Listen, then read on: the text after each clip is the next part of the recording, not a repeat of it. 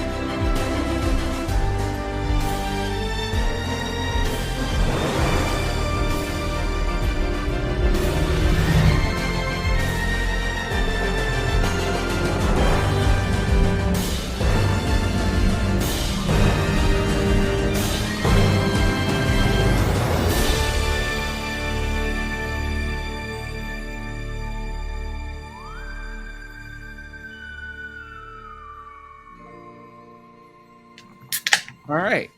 Cheers. Ladies and gentlemen, welcome to the Rum Regret podcast. I am Andy Drake. Johanna Myers. Nate Tussey, and we drink and we know things. It is Tuesday, May 17th, and today we are going to talk Star Trek, Strange New Worlds. I am so excited about this. Finally got everybody on the podcast to watch a Star Trek series, and we get to dedicate a full podcast to it. So I am over the moon excited. But first, as always, let's do our segments here. Joe, do you have a horror corner this week? I do. So it's a little bit of a true life horror corner. I watched on Netflix Conversations with a Killer, the John Wayne Gacy tapes. Ooh. Which was really, really interesting. And because I never really got the full story of the John Wayne Gacy murders. So this is really comprehensive, going through from, 1 to 10, how it all went down. And you get to hear him actually talking about the murders himself. And so it's kind of interesting to get a little deep dive into the mind of one of the most horrible serial killers in our country. Right. Which also made me think, what happened to serial killers? We don't kind of have them anymore. I mean, it's a good serial thing. Killers, if you can hear us. It's a good thing, obviously. Jesus. Well, if you haven't been paying attention to the news, there's been a bunch of mass murders lately, so we'll see what happens as far as the serial part of that. Yeah. Yeah, let's hope that's not serial. Right.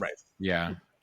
But that was really interesting. And then I started a movie that I got recommended by Dreadit. Shout out to the horror Reddit. It's called We Need to Talk About Kevin. And it's with, and get this, what is his name? Step Brothers. John C. Reilly? John C. Reilly and Tilda Swinton. Ooh. And they're a couple, which is very awkward. Yeah, right. But from what I gather, so beard apparently. I'm about halfway through, and it's very one of those choppy piecing together the story. But this is basically the opposite of A Boy's Best Friend is his mother. Oh, okay. Yeah, Tilda Swinton apparently does not make a fit mother, at least in this adaptation. And it's got Ezra Miller as the kid, which is very funny given. Oh, wow. given all of his recent news. I'm like, right. Ezra Miller is a shithead kid. I totally did not see that one coming. What a stretch. When was this made? 2011. Oh, so okay. Yeah, it's a little weird. I had heard about it, and it never really caught my interest. And then, I saw it recommended several times on Reddit about that it's really good and it has a really good twist at the end. So I'm looking forward to finding that one out. Yeah.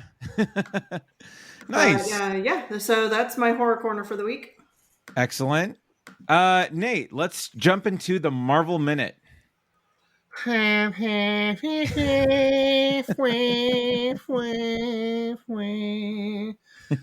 Okay, so there's a bunch of stuff happened in the Marvel Minute, and I'm gonna miss a few things because I didn't actually have time to spend an hour like I like to do.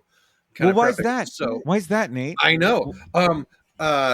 Because I got hired. Nate's Hashtag first Nate week got on the hired. job. All right. Suddenly don't have as many expendable hours in the day. Right. Oh yeah. Don't worry, Elden Ring. He hasn't forgot about you. No, Elden Ring is suffering from withdrawals for sure. I haven't booted it up in several days. That's hilarious. Yeah, I asked you for help and you were nowhere to be found. I What know. happened, Right. brother? All right. I fell asleep early one night. I don't know what happened the other night.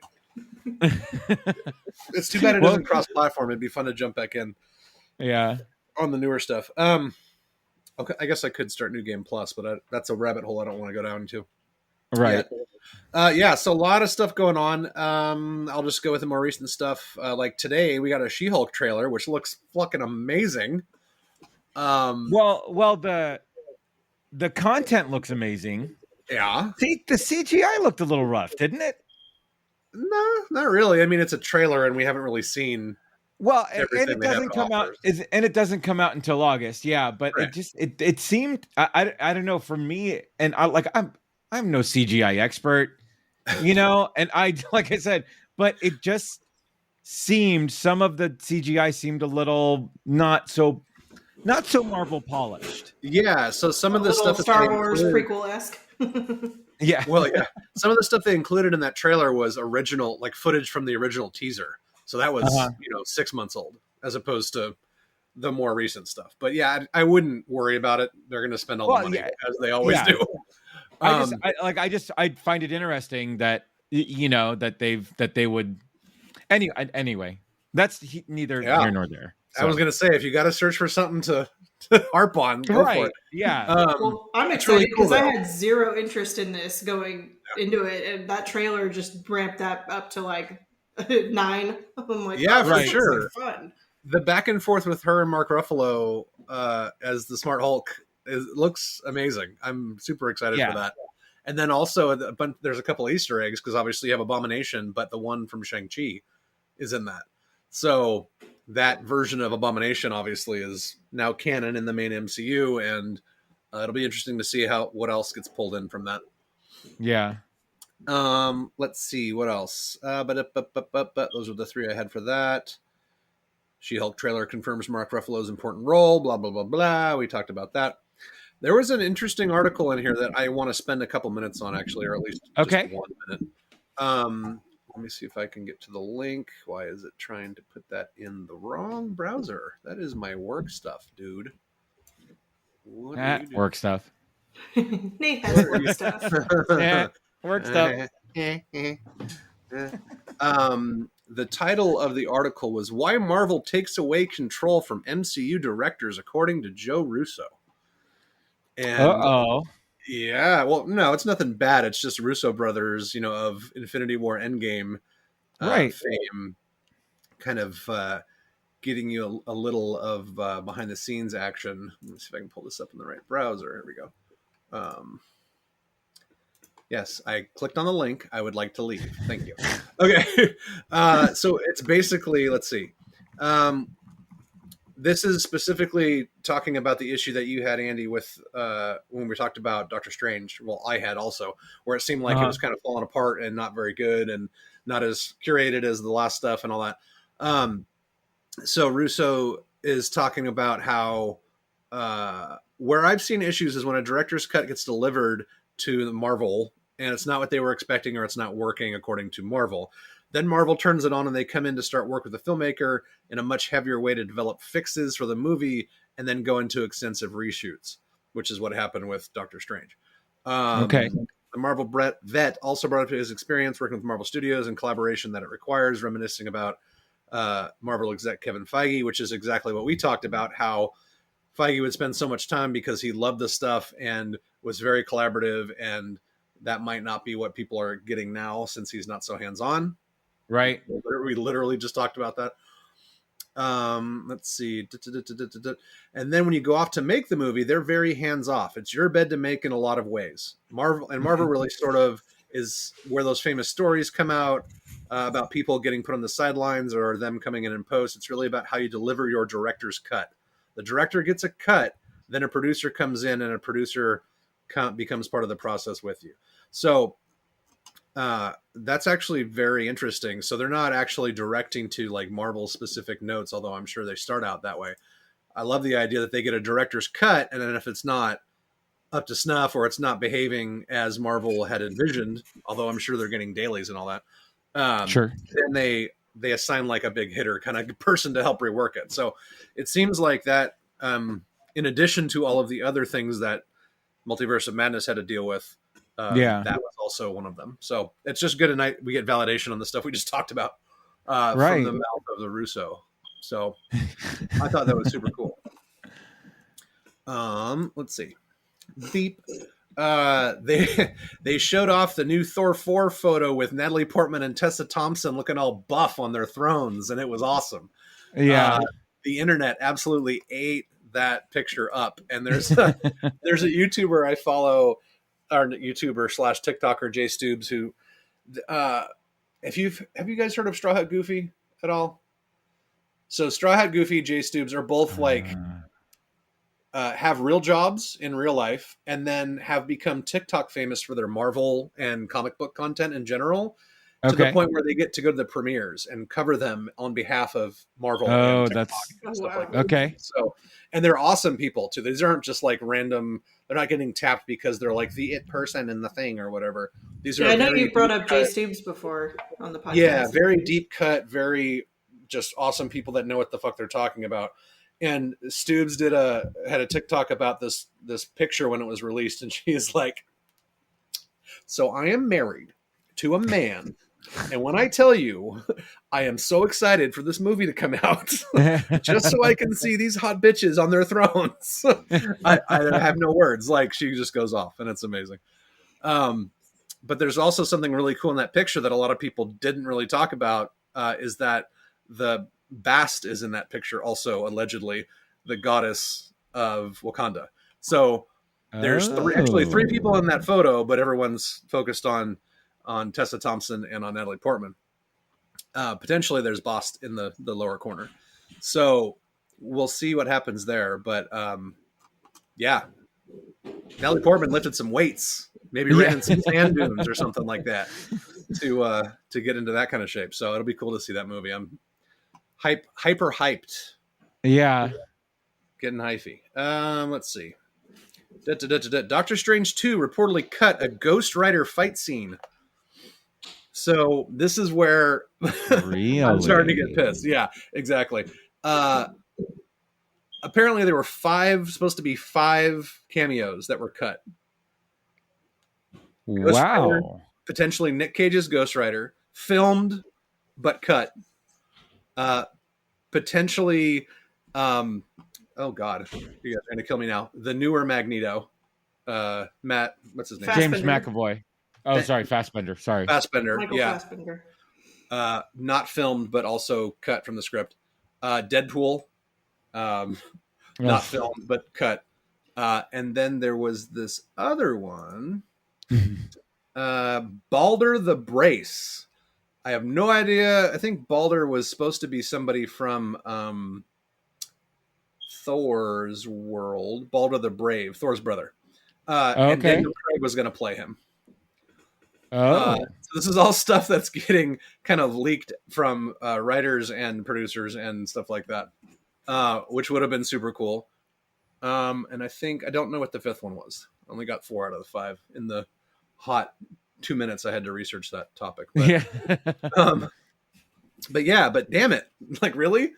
If you had given me Nick Cage Ghost Rider as a cameo in that movie, that would have been incredible. An extra 0.5 on my score. I mean, bring it up from a 7 to a 7.5 just for the screaming Ghost Rider overacting that is Nick Cage.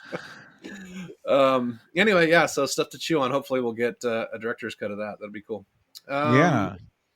let's see. But also Doctor Strange 2 sets up the perfect X-Men origin theory. So that a lot of people have been talking about. Have you guys read House M? You know that whole comic book arc? I researched it a little bit during when we did our WandaVision stuff. So I know a little bit about it, but I don't know a whole lot about it. Okay, so basically the short version is that Wanda creates an alternate universe that is idyllic for Magneto and the House of M, which is her family and anyone that serves them, basically. Okay. And I guess this is the very short version. There's a crazy fallout. Professor X kind of breaks through the illusion kind of thing. But before he can help Wanda gain control of everything, she whispers no more mutants, and all the mutants with 95% of the mutant population on the planet dies or is gone. Oh, wow.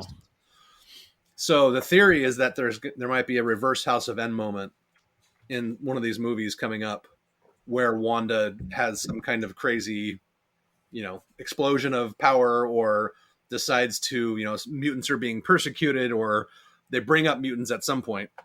And she's like, well, what if everyone's a mutant? And now you have the X-Men in the MCU. So right. This is just a theory. Obviously they're rebooting New Mutants, I guess. And they're also X-Men 97 is coming out soon. So there's already a couple avenues to making mutants canon in the MCU, but as far as the cinematic MCU, that's what the potential theory is, to get them connected, because then Wanda can just rewrite the universe, obviously with her crazy power. Right. Let's see, but a couple more here. Moon Knight finale happened in between our gap there. That's right. And damn, it was good. I didn't think they could tie up as much as they did in that Type 42. Right. But with the post-credit scene, they did a pretty decent job of it. Yeah. I would have liked it to be a lot longer show, but it did pretty good, and it made MCU history and introduced the first Arab superhero, which was pretty cool just on a high level. But then actually in the episode, when Layla becomes the avatar of the hippo goddess, I can't remember the hippo goddess's name, but it's amazing. She shows up as the Scarlet Scarab with the little wings and all that crap, and basically, that was great, badass, and saves a little girl from getting shot. And the little girl's like, "Are you an Egyptian superhero?" And she goes, "I am." Yeah, and then takes off. And it was that was a super cool moment. Addie got a little kind of choked up during that moment, even though it's not nothing close to relating to any of that stuff. But it's right. They've done such a great job of showing super strong women on screen and making a huge point about it, which some people roll their eyes about, but it's, as being, daddy to a daughter, it's a huge deal. So for sure. In every form. So that was awesome. I really love the way that they tied up all of those different plot lines. And then the end credit scene was sorely needed and was great. Let's see. Moon Knight writer addresses how Black Panther God connects to Khonshu. So Moon Knight writer Bo DeMayo discussed a possible connection between the Black Panther god Bast and Mark Spector's boss Khonshu. You do have to wonder. I do like this question, though, about Khonshu and Bast, because I have a cat. I'm an avid cat lover who is literally sitting across the room. And I feel compelled to say that cats always kill birds. So I'm just going to say that. So, it was an interesting quote, but it's also foreshadowing that Bast might kill Khonshu at some point, which I thought would be cool. What else happened? 10-year anniversary of the Avengers movie. I have no idea. That's fucking crazy. 10 years since Hollywood changed forever. Read a little quote here. It's hard to believe 10 years have passed since the Avengers arrived in theaters and changed Hollywood forever. Not only was this movie a game-changing step for the MCU, as it brought together 6 heroes from 4 franchises for the first time ever, but it also proved the validity of the cinematic universe model, something many others have since tried to replicate. So that's a very condensed version of how important that movie was. Some people hate it. I love the fuck out of it, Avi. Right. I can't believe I just said Avi. Fuck. I have a 13-year-old. I'm sorry. I have a 13-year-old daughter. That's my excuse. That's my only excuse. Huge movie for me. Huge movie for Addie.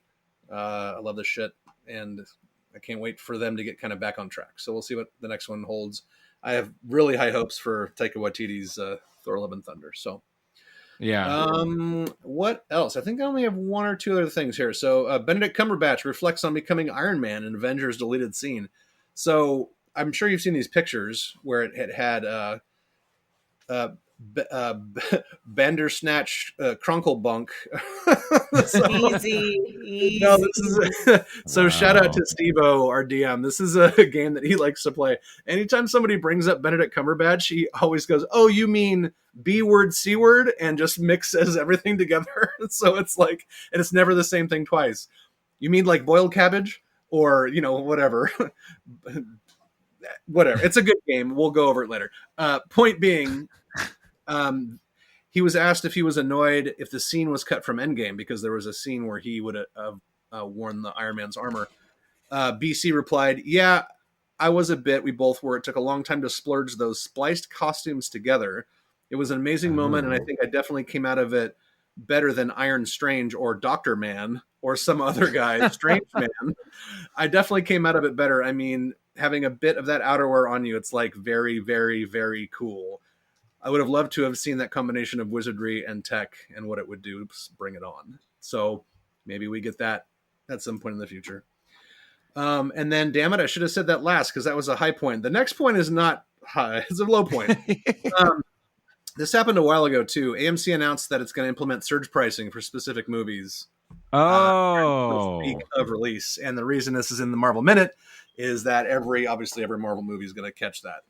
Well, every movie in general will, but they're going to do that for specific movies the first week of release in the AMC theaters. So wow, I am an AMC shareholder, and I'm not a fan of this, and hopefully they don't actually go down this route. But it looks like they're talking about implementing it, which sucks because it's just going to open the floodgates for everyone else to do so. Right. Yeah. We'll see. I'm kind of shocked studios haven't done that, especially Disney. Because that's surge pricing is their thing. Well, but doesn't that revenue? Now I understand that AMC will get a cut of that revenue, but doesn't that help the movies to say, "Hey, we made this opening weekend" versus what it would have been? Sure. Yeah. That, and I would imagine theaters need to make up from COVID losses. So right, that was one of the things they cited too, and I think that's AMC. Like theaters don't make much money off of ticket sales at all. I mean, that's right. Most of the studios. That's why they sell you super expensive popcorn. So hopefully this will go back into their pockets and help with something other than shareholder buybacks. But anyway, so that's me with the abridged Marvel Minute.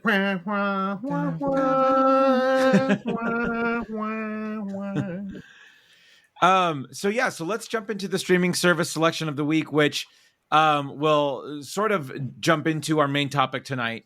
And so I just recently discovered, because they put all the seasons on Netflix, a little show called Van Helsing.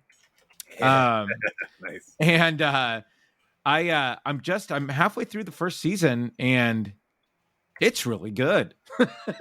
Have you guys seen this? No. Yeah. So I think I watched the first season. I'm not sure how many seasons there are now. There are You're talking about 5. the post-apocalyptic version, right? That's correct. Yeah. Okay. Yeah. So I think I like through furrowed brow and questioning gaze saw Van Helsing and then watched it and I'm like, what the fuck am I watching? Right.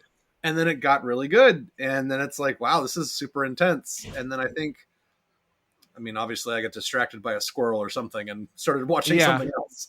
And it kind of faded out of my rotation, but I've heard good things about the rest of it. Yeah. So all of the seasons are on Netflix. And like I said, I'm halfway through the first season and I'm hooked. It's really, really good. Just sort of right off the bat, really sort of tell you sometimes you have to work up to sort of what's going on and what's happening in a series, and really within like the first 5 minutes I think even before the title credits roll, like you have a pretty good idea of how this is going to flesh out, Right? And how Vanessa, who is the main the heroine of the series, impacts this world. So yeah, so far so good. Very excited. Can't wait to see how the first season ends up. Secondly, and let's just jump into our main topic here. Star Trek, Strange New Worlds. As of today, we are 2 episodes in. The second or the third episode drops tomorrow night, right? Or Thursday night? Thursday, yeah. Thursday night. That's right. And this is a very worthy successor to the original series, or in this case, a precursor to the original series. I can, so what this is that this is the story of Captain Pike's Enterprise. And for those who don't know, the original series pilot 55 years ago was Captain Pike. They were, the acting was very over the top in that pilot. And once, Gene Roddenberry got some notes on it, decided to cast a different captain, kept a few of the actors from the pilot, and then changed the tone of the show dramatically to what Star Trek, the original series is. But when they brought Captain Pike's Enterprise into Star Trek Discovery at the end of the first season, and then made him sort of he Captain Discovery in the second season of Star Trek Discovery for a specific mission, they even started out one of the episodes with a previously on Star Trek and showed some of the pilot footage. No way. And then showed some of the footage from the Menagerie, which was the 2-episode arc of them sort of canonizing the pilot episode. And so I guess Anson Mount, who plays Captain Pike, originally auditioned for Captain Lorca, who was the captain of Discovery in the first series of Discovery, played by Jason Isaacs. But they told him, they said, keep your schedule open. We have an idea for another show. You have great hair. We have a job for you. Right. And that's where this show sort of came from. And I was a little, I wasn't necessarily that worried after I saw, because, Discovery initially, they sold it as taking place before Captain Kirk's Enterprise, right? And that story has since flown its own way. But I was worried how they were going to connect everything in this universe to, a Captain Kirk sort of driven Enterprise. But then when they introduced the Enterprise and the costumes, and you have Ethan Peck playing Spock almost perfectly so far. And he nailed it in the series too. In Discovery as well. And you're just like, wow, I'm sold. This guy totally has it. So anyway, so they made Strange New Worlds, and Strange New Worlds is a complete and total throwback to the original series, episodic content with sort of these loose, sort of overarching storylines. And the main storyline is Pike's eventual fate, where Captain Pike ends up becoming immobilized to a wheelchair, can only blink a light, once for yes, 2 for no. Oh, no. And that's his existence, right? And he got shown that existence in Discovery. So it's haunting him and all of his decisions now sort of through Strange New Worlds. So let's talk about the first episode. And the first episode deals with probably one of the greatest sort of storylines that Star Trek has ever dealt with, but the Prime Directive, or General Order 1. General Order 1 before, yeah. Yeah. So now, Joe, I know that we've discussed this before, but for some reason I totally forgot. Like, we've lived together, we've had these conversations, right? Where does Star Trek sit on your radar? Like, what's your appreciation for Star Trek, if any?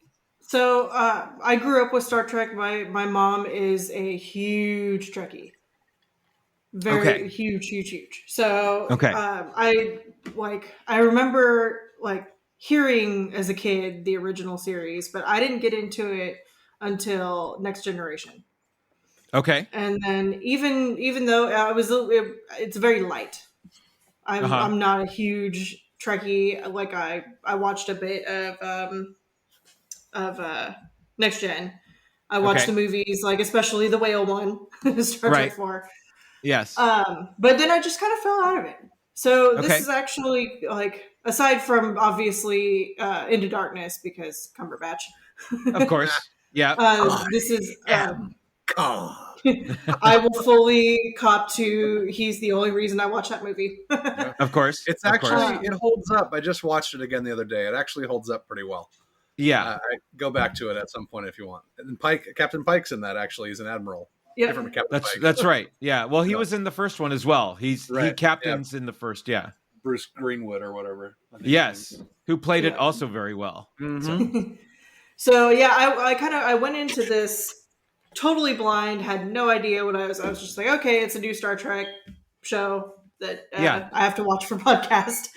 Right. And like, I really, really enjoyed it. And I mean, it took me a minute to get my bearings of where it is because I know Captain Pike from Into Darkness. So I was like, right. Where on the timeline does this take place? And then as they start to introduce the characters, I'm like, wait, I know you. I don't know you. Yeah. But you have a different first name. You know, so there was a lot of just like that first episode was like me trying to like not ask and just enjoy the show, but also try to piece together like, what am I watching? Yeah, kind of the same. The Kirk they introduced is Captain Kirk, James T. Kirk's father, who's played by Chris Hemsworth in the it's his brother. Star Trek it's his movie. brother. Yeah, so the one that they introduced in the show is his brother. Gotcha. Okay. Yeah. I totally had the Hansel moment when they finally like release his name. I'm all, Samuel? Right. Samuel. So hot right now. So there was an original series episode that dealt with Sam Kirk, right? And you only see him as a dead body played by William Shatner with a mustache. Shut up. Swear. So you just see him lying on the ground, dead, and that's the only reference of Sam Kirk in the original series ever. I wonder if he got scale for playing that character. Right? Yeah. And I loved that sort of fake out at the end of the first series. Lieutenant Kirk's coming up, he's on the bridge, he's coming up. And then this Sam Kirk with the mustache. I thought that was great. So Nate, what did you think of the first episode? I loved it. And just as a quick back thing, story talking about Star Trek. Yeah, same thing. My mom loves Star Trek. She's not I wouldn't classify her as a Trekkie, but she's the one that got me into the original series. But just like you, Joe, I don't think I really latched onto it at all until Next Generation, with Picard and Crusher and everyone. I loved that show. I obsessively watched that show. I never got into the Trekkie thing because I was still like in the mode where I can't be a nerd to my full nerdness because I got picked on my entire life because of it, kind of thing. So sure, I probably would have had a uniform and all of that. If all things being equal with the society we have today. Yeah, I do remember one Halloween, my mother, she sewed me a Star Trek costume, and nice. I did go to Halloween as, I'm guessing it was a science officer because it was blue, and I was a kid, and I'm like, blue's my favorite color, I want to be the blue one. Yeah. Number 6. You have a name, guy. Do I have a name? Do I? That's the best. Still the best Star Trek adjacent thing ever made. Oh yeah. Yeah, so I love the first episode. I was kind of blown away. And he'd been talking up this new show coming up, and he's talking a lot about Star Trek because he's a Star Trek guy. That's what he does. Right. And I was kind of ducking and dodging some of the other ones because I had so much on my plate as far as other shows I wanted to watch. And then I went up, I think, what did I finish? I think I finished the updated Vikings show and then went, okay, this other stuff doesn't come out until for a couple days. Let's check this out. And I think there was one episode at that point. I was really upset. You can tell how much I enjoyed the first episode because when it was over, I was like, God damn it, I gotta wait. This is amazing. Right. But just all of the just subtle nods to the original series, just from the way that the nacelle coil, the red shiny coil at the front of the nacelle, and the way that the crew all moves to the side when they get shot, and right, like the sound cues, which are old but updated, and man, it's just great. And then I love the intro scene in Montana where he ends up riding a horse out in the snow, which is such a fucking Captain Kirk thing to do. Oh yeah, and that whole scene, you scared my horse. All due respect, what the fuck do you want, kind of thing. Man, I loved it, and I can't say good enough things about it. Right. So the admiral that he meets in the field is Robert April, is the original captain of the Enterprise. And he says, and there's there's dialogue to suggest that Pike was his number one. Yeah. Right there. Yep, so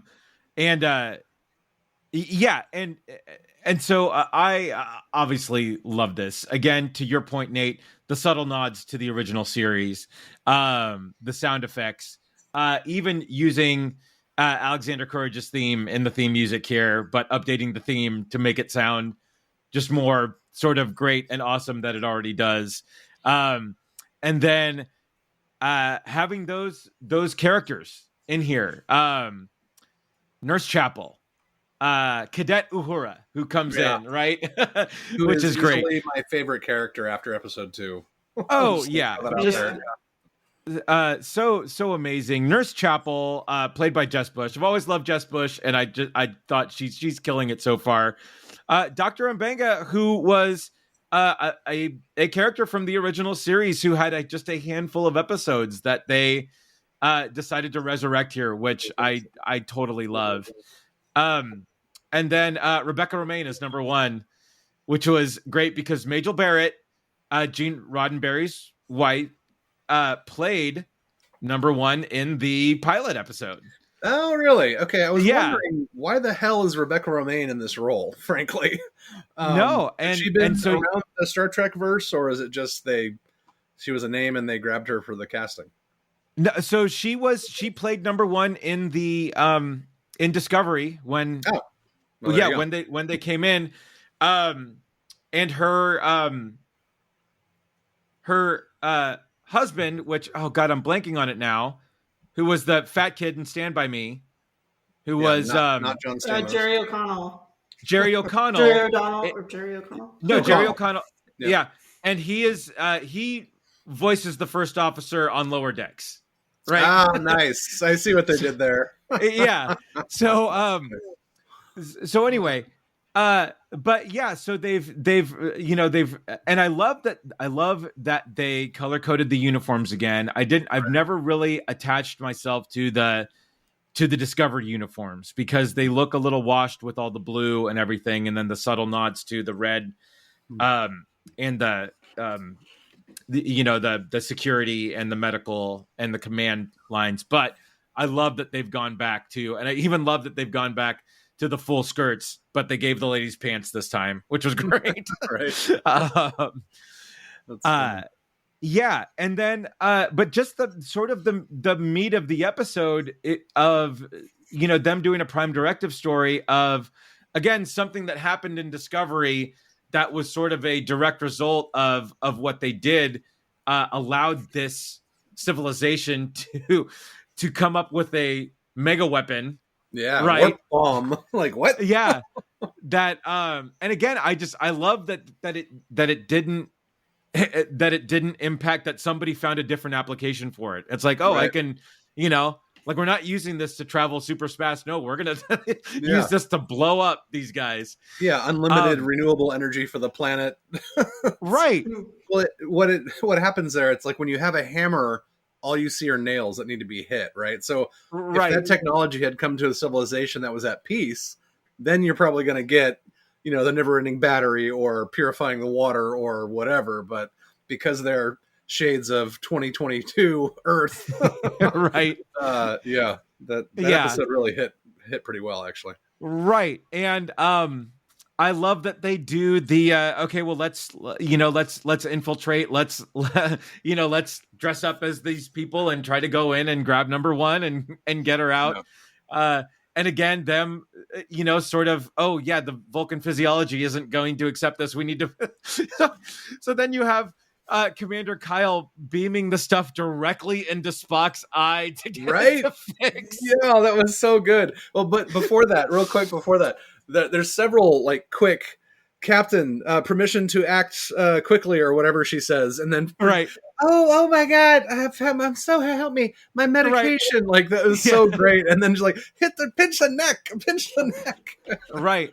That was amazing. And then, but even before that, when what's the name of the nurse, the doctor, Nurse Chapel, when she's talking about what she does. Like, I'm basically going to modify strands of your DNA to give you the appearance of the locals. And the first officer is giving her a hard time about it. It's like, oh, so you make disguises. She's like, yeah, and you pilot a rocket ship, if we're going to be simplistic about it. Like, that was the best. Just that little back and forth. And I went, okay, the writing is good. I'm enjoying this already. Yeah, and then, so the security officer is and let me bring her up. So Laan Noonien Singh is she knows number one from before, relation to Khan. Yeah, and a somewhat descendant of Khan, because she has that story of talking about the colony ships, right? And that is Botany Bay, or a Botany Bay type ship that was out there. So who knows if that's going to come back and play into everything. Hopefully it does. I'm sure it will. They dropped so Picard, Star Trek Picard season 2 did their sort of Marvel post-credit scene at the end of season 2, where Brent Spiner's Dr. Soong looks at Project Khan files dated from 1996 at the end of it. Oh, good Lord. So, definitely Khan is on the writer's minds here, and so hopefully, who knows, we'll see. Bring back Cumbercon. Yeah, right.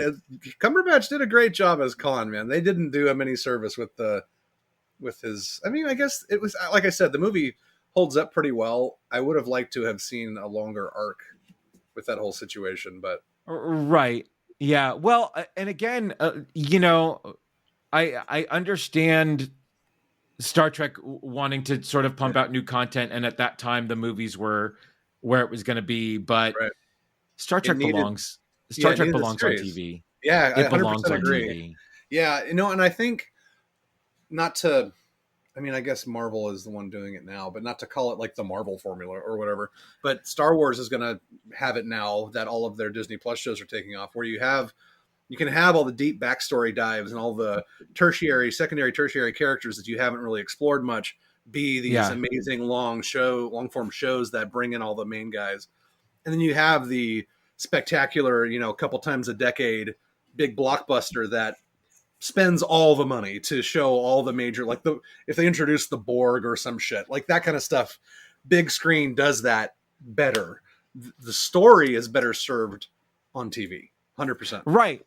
Well, and if you think about it too, and there's there's nothing wrong with following the Marvel way of doing things now, because Marvel has their little comic book open before everything, right? You see the Marvel logo, you see the pages flipping, you get that music, right? They do that now, and then suddenly Star Wars gets on it with the colors and the characters going off. And now we have that. This is the first Star Trek series to carry that thing beforehand. So I don't mind. you know what? Yeah, I don't mind that this happens because you know what this means? You're gonna get. We're gonna get more Star Trek. Yeah, you're gonna get some fucking badass Star Trek in the pipe. Is what's gonna happen. Yeah, exactly. And but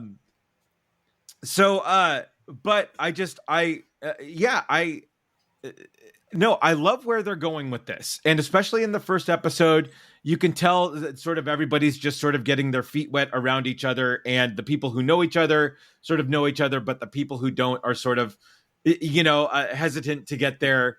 To get in with sort of everybody else, and to jump into the second episode, if that's okay, where if we get into Uhura going to dinner at the captain's quarters. So good. Oh yeah, we should have done this my first day of work. We talked about it. I was this close. So Nate calls me up and he says, hey, because we don't go into an office. We're all working from home essentially. And Nate's like, so what's the dress code? Like, what are you wearing? Right. And I was truthful. I was just like, I'm just going to be wearing like my Flash t-shirt and, and everything. And so, but oh man, I know I totally dropped the ball. Oh yeah, man. No shirt and tie. Definitely. Like we gotta, well, no, because we mentioned that you said that. And then I was like, wait, like the show? I'll totally dress up in a suit and tie and we'll just pawn it off as that. Yeah. But yeah, so Ortegas, the helmsman, right, tells Uhura that, oh no, dress, you got to come in. Fresh and uniform, yeah. Right. And then I love it. Pike answers the door and he's like, dress unis. Nice. I got to tend to the ribs. And then and here's where we meet the he beamed in at the end of the very first episode, but we meet the blind head of engineering. Yeah. And so he's what were the I forget what so these are, his race is a sort of like a Bormian or something. I forget what it was called. Yeah, there were the blue guys with the antennas in the original series, and these are like close relatives of them, or a different. He's a different race, but he's blind, and I think the episode this week we get to learn his backstory and learn more about him. So, and if this is the format moving forward, just sort of having these stories where we get to learn more about these characters, I'm all in. I'm really sort of stoked about like where this is going to fly. But yeah, and then we get this almost another sort of Prime Directive episode where a comet's on trajectory to take out a planet, and the planet is pre-warp, and I think it's I love how far Star Trek has come, where the original series you would just like paint these people a different color, or give them like hair or something in places where people don't normally have hair, or to discern. But now we get these really great makeups, and I love the aliens, the sort of the pre-warp alien civilization. Like their makeup was cool. Yeah. Like I just really thought that was cool. And then everything, not just their makeup, like costume design and the set dressing, and it's an arid with their little huts that are just meant to shade them from the sun. Like every different thing was thought about as far as making them individual. Well, and again, they're using the VR wall that the Mandalorian's using, and that all the Star Wars.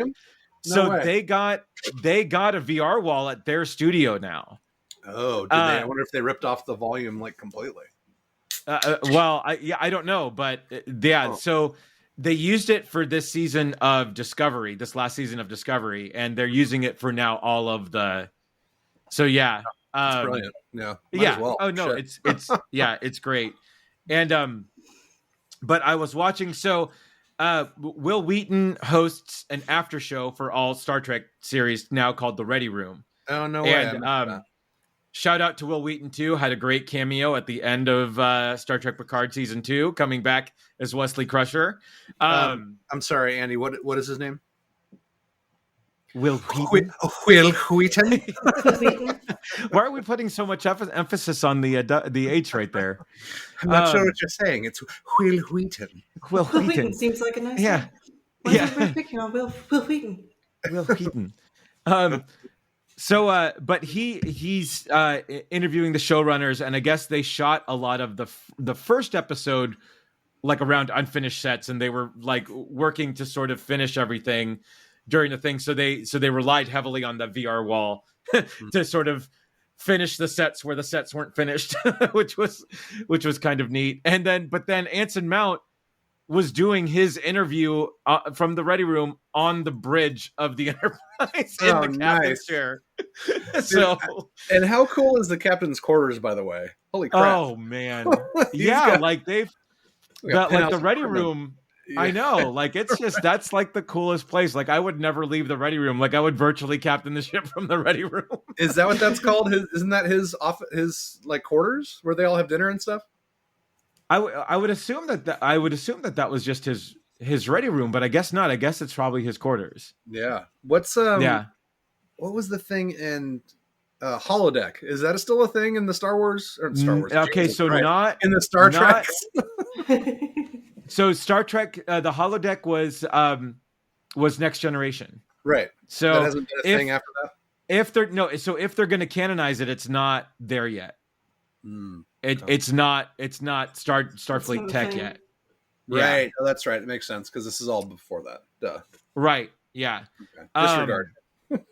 That's okay. So Joe, what were your thoughts on episode 2? Oh, it was awesome. I love the the new cadet going on her first mission and like getting all like the pep talks from everybody and the horrible pep talk from pep talks. But yeah, it was neat seeing the beginning where she's at the dinner and like kind of lets the cat out of the bag that she's kind of really not into Starfleet. She kind of just joined on a whim. And, they're like, took it to, okay, we're going to put this gal on her first away mission. And I'm, obviously it's going to solidify her if like, okay, no, I really want to be in Starfleet. Yeah. Yeah. And I thought that was really interesting. Early in the episode too, saying like, it's her, she's the one that opens the episode with her, cadet's log or whatever. And talks about how she's up next in rotation for the away mission. Like, oh, this is going to be good. They're going to put her through the crucible kind of thing. Right. Yeah. So her interview on the Ready Room, they obviously after last episode, since she was so heavily featured, they had her on the Ready Room, and it was funny. She didn't know she was reading for Uhura. She just thought she was reading for a random, and I forget what they named her, but then they told her she had the part, and then they had her do like a chemistry read with one of the other actors, and then like a week later sent her to go to get fitted. Ooh. And when she was getting fitted for her costume, they called her and said, by the way, you're playing Uhura. Nice. And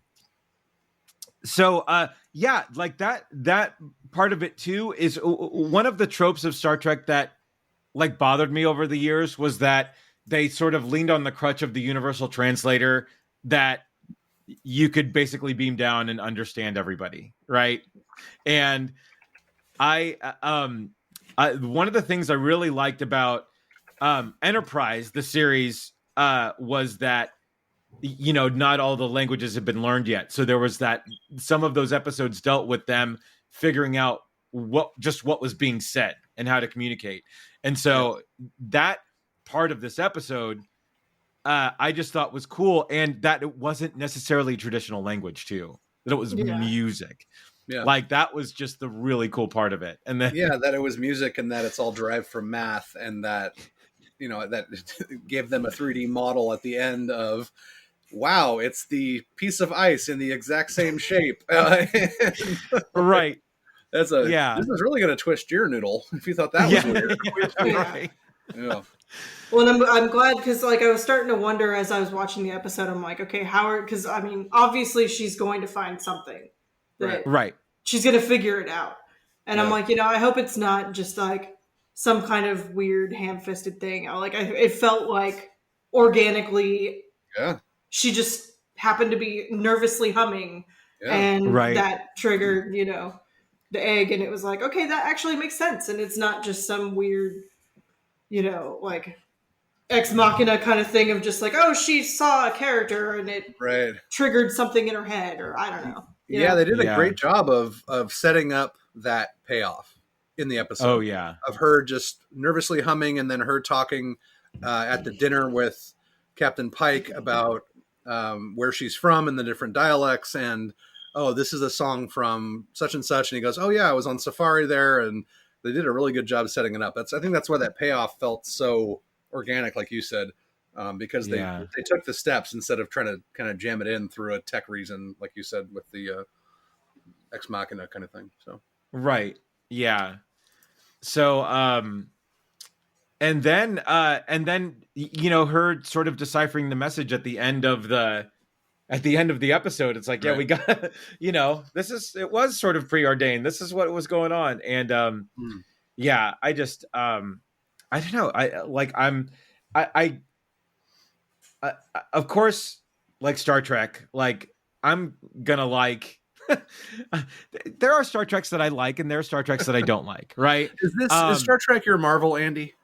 It almost is. Well, you know what? I've taken the time to learn a lot about Star Trek, There you go. and so. But man, I am drinking this Kool-Aid so far. Like I'm totally drinking this Kool-Aid so far. Like it's again, I really love Anson Mount's take on Pike here. He is the basically the cool dad captain. Best hair in the biz, and has an awesome spot in Montana, and gets to rock the young captains. Like right, get it right, yeah.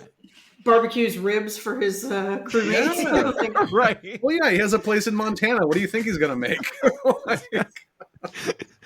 Yeah, and then the every captain sort of has their go to warp saying, right?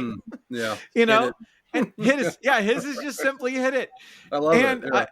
Right, and it's funny. I love so. One of the things that Lower Decks did, which was really funny. What's up, Ken? Ken in the background. Yo, Kenji in the house. And one of the things that Lower Decks did was they showed the Captain Riker captaining the Titan, right? And they showed his go to warp thing, where I don't know if you remember, he played the trombone, right? On I do remember that. Right. Yeah. So his go to warp is a 1 and a 2 and a 3 and shut the fuck up. It is not. It totally is. And it's just like, it's because that's the kind of show Lower Decks is. And it's just amazing. So funny. But tell me they use the sad trombone somewhere in that show. No. to hear Frakes voice that and do it with such sort of gusto is so good. All right, I have to watch Lower Decks now too. I haven't watched that yet. Oh man, go through it. That is just like Easter egg heavy, and like some of the references will go like over your head. But we've been talking about this forever, and I've got to do it at some point. Yeah, but no, this has actually made me want to watch Discovery and Lower Decks now. So Discovery, it's such a different monster because it takes such a radical jump between season 2 and season 3, and And it was funny because Star Trek Discovery came out at the same time the Orville did, right? And everybody was talking about how the Orville felt like more Star Trek than Discovery did. And it's true. It was the design of Discovery and everything was so sort of high tech that it just didn't feel like it was a precursor. Like it didn't feel like where it was in the timeline, how they discussed it. But then it feel more Star Wars than Star Trek. Is that what you're saying? No. I'm just saying that it felt out of place. I know. I'm sorry. I know. You're playing with me, but I'm trying to make a point. You got me. You caught me. Yeah. So, and one other thing I wanted to say too, Star Trek, our first episode, Spock back on Vulcan, Yeah. about to get it on with his wife. I think and he did. Yeah. In between time. Right. And they made her look exactly like the actress that played her in the original series. Like, oh, really? The makeup and just her face, like she looks like it could be her daughter or something. And so that actress is in Euphoria. Okay. I think so. It looks just like her. Okay. And that's that show I was raving about on HBO to be careful and watch when you have kids, because it's disturbing. Right. But that actress kicks ass, and I'm pretty sure it's the same person. Okay. Yeah. But no, I'm just like I can't wait for more. This is totally our favorite show at the moment. Like we can't. Yeah, same. I can't wait to watch more here.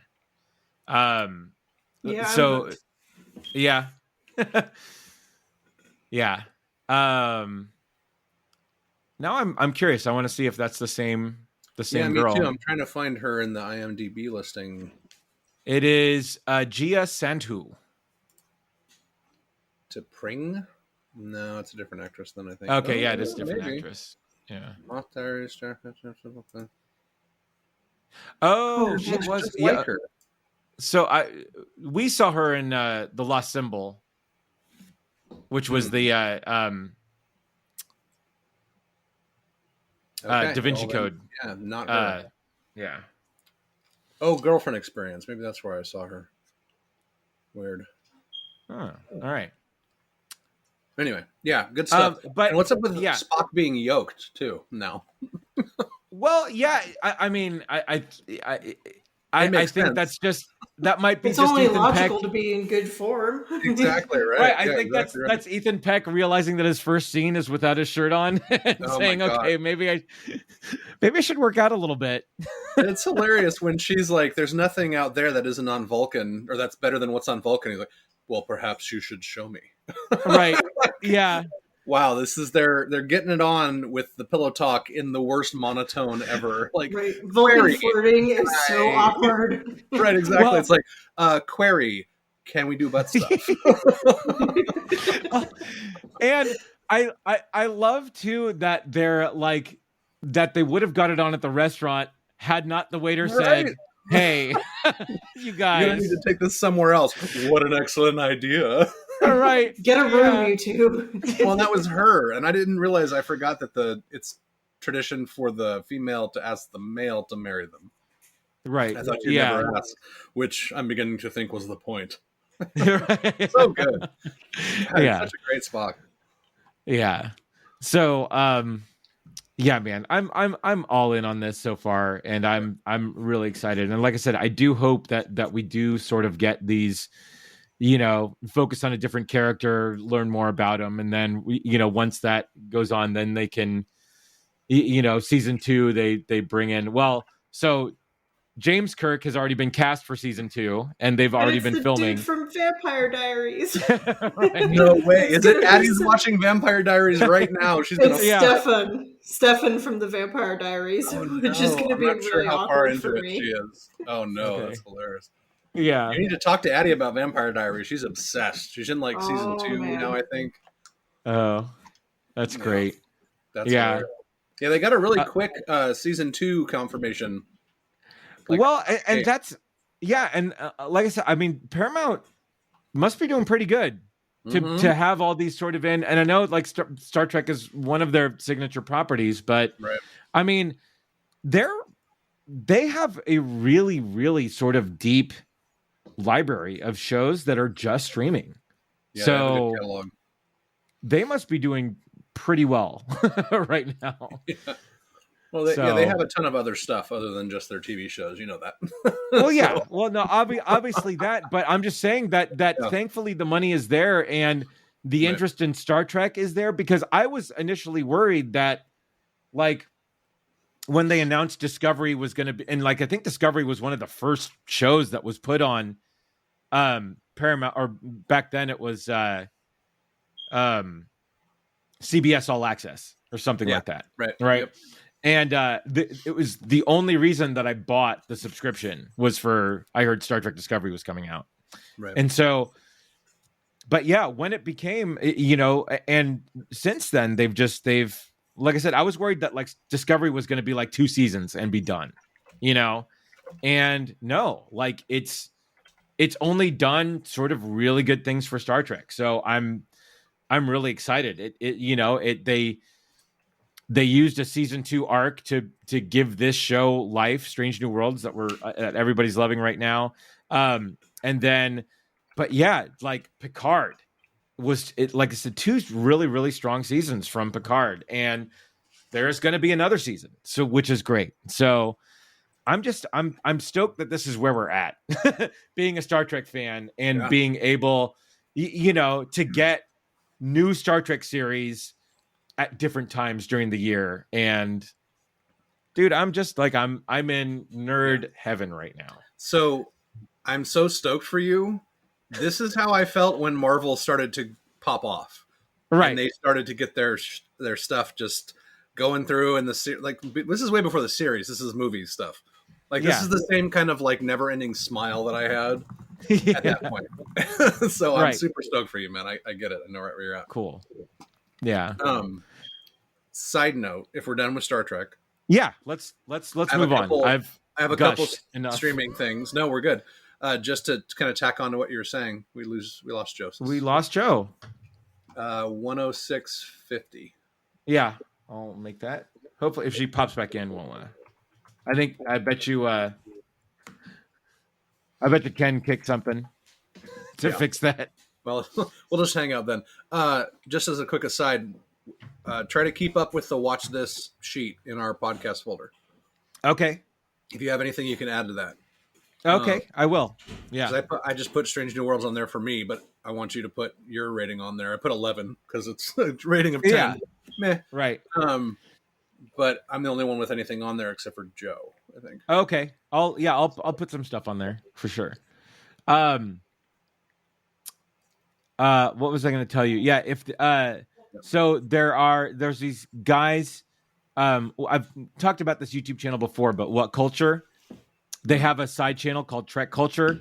Oh, nice. Where they do ups and downs from the episode every week, you know? And check that out because he's the guy who runs it, Sean Farrick, he's really good and like he knows everything about Star Trek. Okay. and he'll do what he likes, what he doesn't like about the episode, and then he will do what's called Cetacean Observations, which is a deep cut for another Star Trek series. But then he points out all of the Easter eggs in the episode as well. Wait, which is cool. Like so like the animal? Yeah, like the animal. So there was a reference on what show was it? I'm trying to remember what show was it, but there was a reference to Cetacean Observations on a show, right? And then Lower Decks canonized it. They had 2 dolphin engineers and then they did this, sort of the dolphin speak, how they do it, and subtitled them. No, shut up. Yeah. Oh yeah. Yeah. God. And it's just, dude, and it's so good. It was so funny. So yeah, they canonized Cetacean Observations on it, and it was just so good. So we lost Joe, and let's bring it around. So right. No, I have to edit that last part heavily, but we'll be fine. Yeah, but we'll figure that part out. So. Yeah, all good. Cool, dude. Cool, man. Yeah, what a great show, man. Thank you so much for turning me on to that. It's actually, like I mentioned, Addie watched it, loves it, was super skeptical at first, but loves it. And that's then, great. And now that in the next season there's going to be a guy from the Vampire Diaries on it, she's going to she'll be all in. That's so great. But then I also showed it to my mom when she was over for dinner on Saturday, I think. And she was so into it that she stayed to watch both episodes that I had already watched once. And that's great. One of the two. So yeah, it was great. Just really good stuff and really well made. And they're not cutting corners at all. You can tell they have a big budget, like you were talking about, with all the money. Yeah. And the acting is just brilliant. It's perfect. Oh yeah. So good so far. So you yeah. said So I'm the Ready Room is on Netflix also. So no, the Ready Room is also on Paramount Plus, but Paramount it gets Plus, released sorry. on it gets released on YouTube as well.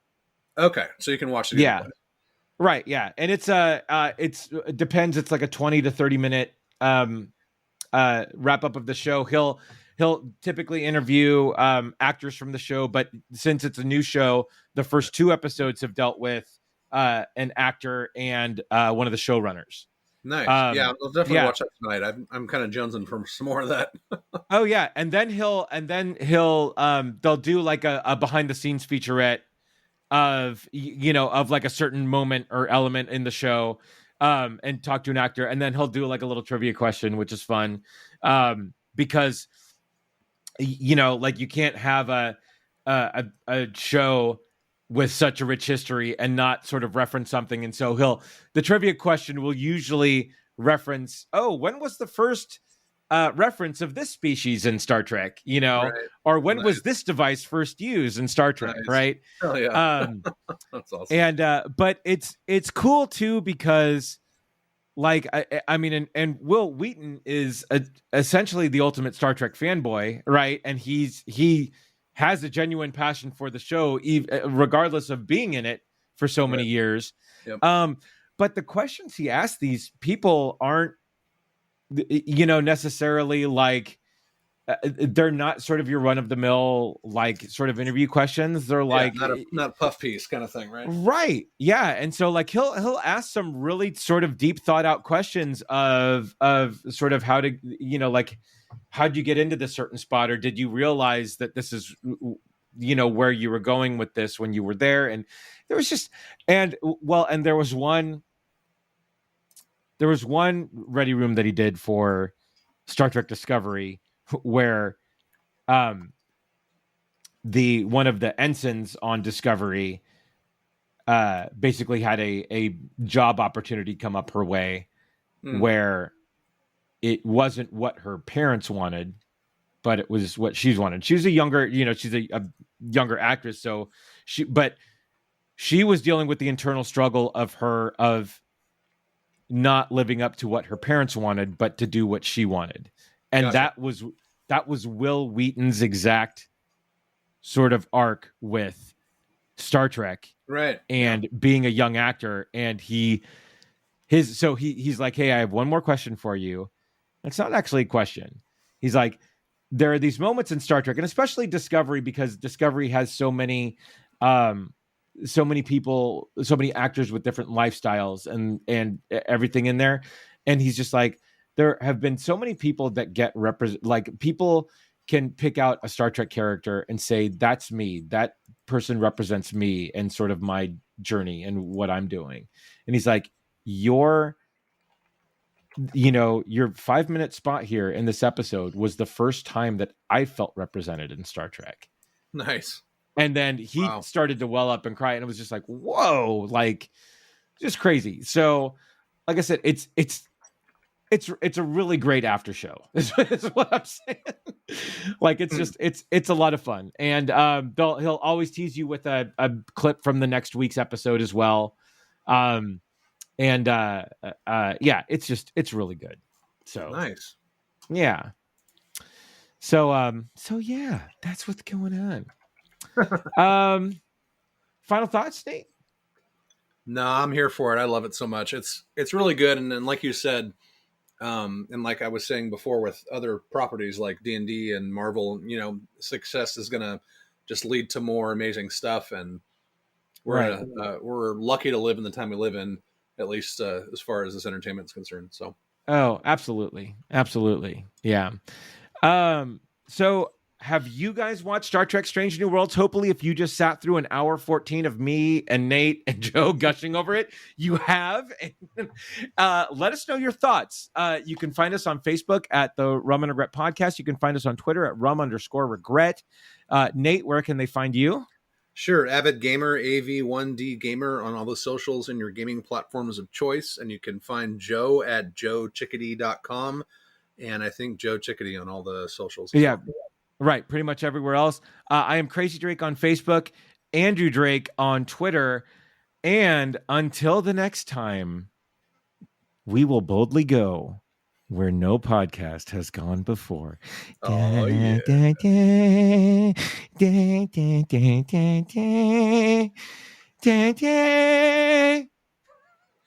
Take me to your leader.